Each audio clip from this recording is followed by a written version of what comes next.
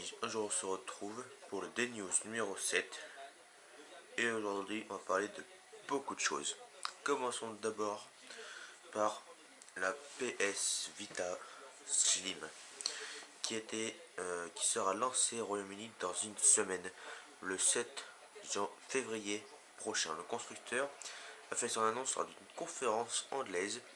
Et bien qu'on l'imagine sans peine une diffusion prochaine dans toute l'Europe, il faudra sans doute s'armer un peu de patience pour voir la petite portable sur les étals locaux.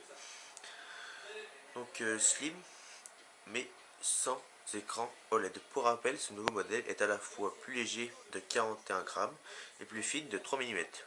Tandis que l'écran OLED de résolution 960 par 544 pour des modèles standards de la PS Vita fait place à une DEL IPS LCD de résolution identique. Visuellement, ce nouvel écran reste bon, mais il n'aura pas le même rendu éclatant dont il dispose le modèle actuel. La machine dispose néanmoins d'une meilleure autonomie, ainsi que 1 Go de mémoire interne pour stocker ses données, sans éventuellement disposer d'une carte mémoire propriétaire.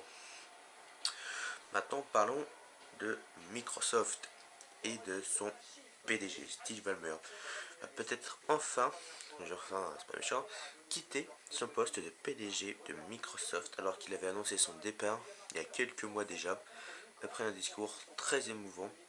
Et selon une source proche du dossier, il s'agirait de Satya Nadella, qui est chez Microsoft depuis 1992.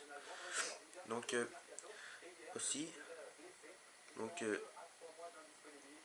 vendredi, nous avons eu un communiqué de presse de Bouygues Telecom et de SFR qui viennent de signer un contrat de mutualisation d'une partie de leur réseau mobile. Il sera déployé sur une zone correspondant à 57% de la population.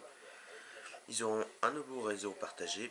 Chaque opérateur conservera une indépendance commerciale et tarifaire totalement et des services divergents.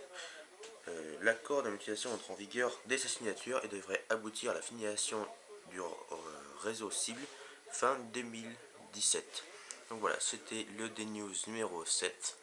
Merci, au revoir.